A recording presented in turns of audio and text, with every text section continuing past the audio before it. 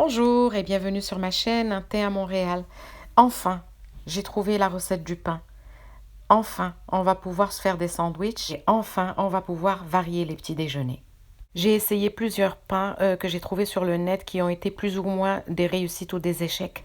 Celui-là est un mélange d'un petit peu toutes mes expériences. Et pour tout vous dire, si vous me demandez s'il goûte le pain qu'on fait avec des céréales, je répondrai sincèrement non. Mais il est très bon dans des sandwichs avec du beurre, avec de la confiture sans sucre. Au moins, il saura calmer cette rage qu'on a du pain. Donc j'ai ici 250 g de poudre d'amande. Je vais y rajouter 30 g de poudre de psyllium. De toute façon, les ingrédients vont être dans la barre d'infos en détail. La poudre de psyllium, la levure nutritionnelle, c'est une cuillère à soupe à peu près en grammes, 6 ou 7 grammes. Et je préfère vous donner les ingrédients en grammes plutôt qu'en tasse parce que c'est beaucoup plus précis. Donc la levure nutritionnelle, de la levure instantanée, la levure boulangère qu'on achète en épicerie, voilà. Un petit peu de sel,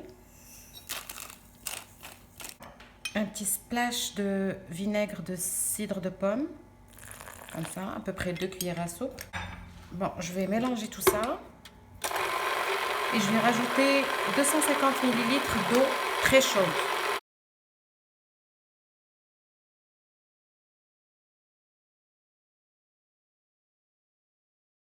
On va laisser travailler un petit peu le robot. Je vais juste racler les bords pour être sûr que tout se mélange bien, comme ça.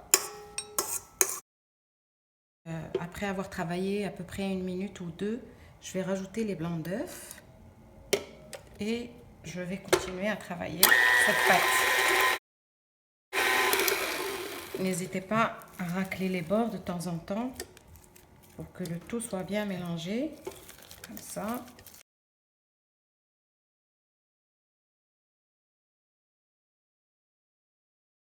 Alors on obtient une pâte très collante comme ça. On va être capable de former des pains avec nos mains en s'aidant un petit peu avec de l'eau. Alors elle n'a pas l'air d'une pâte à pain, je vous le dis tout de suite, mais je vous préviens, le temps des hamburgers est vraiment revenu. Alors là, on va tremper le bout des doigts dans l'eau, puis on va commencer à former et même la paume des mains, parce qu'elle est très collante. Voilà, on va commencer à former des pains comme ça. En tout cas, ce qui ressemble le plus possible à un petit pain rond, comme ça. Et on va le mettre sur la plaque.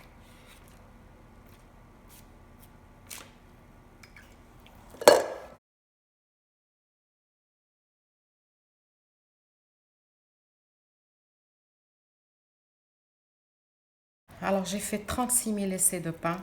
Il n'y en a aucun qui m'a convaincu à part celui-là. Je vous dirais par contre qu'il n'a pas vraiment réussi dans un moule rectangulaire traditionnel pour faire un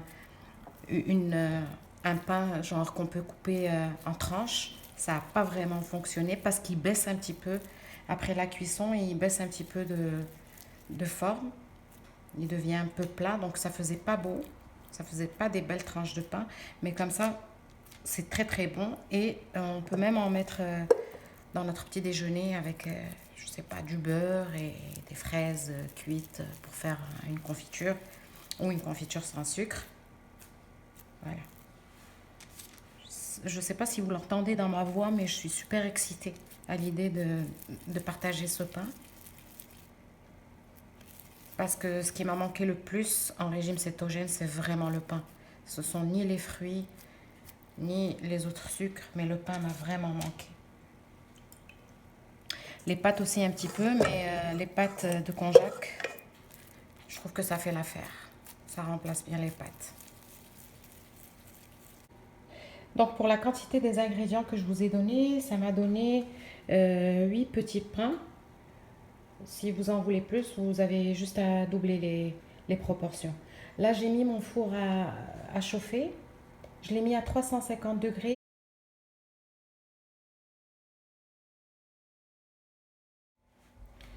Et voilà, donc il est complètement froid, il n'a pas baissé. Je vais vous montrer à quoi il ressemble à l'intérieur. Voilà. Regardez-moi ce pain-là. C'est pas magnifique? On va le beurrer et on va le manger. Le voilà de près à l'intérieur.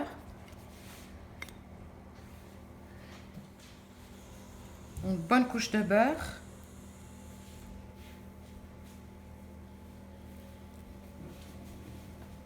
Voilà. Là, vous pouvez en faire des hamburgers, vous pouvez faire ce que vous voulez. Moi, celui-là, je vais le déguster comme ça. Et voilà, ma recette de pain se termine ici. Si vous voulez m'encourager à faire des expériences, cliquez sur le plateau de fromage en haut à droite en vous abonnant. Commentez, partagez, likez. Bon appétit et à la prochaine!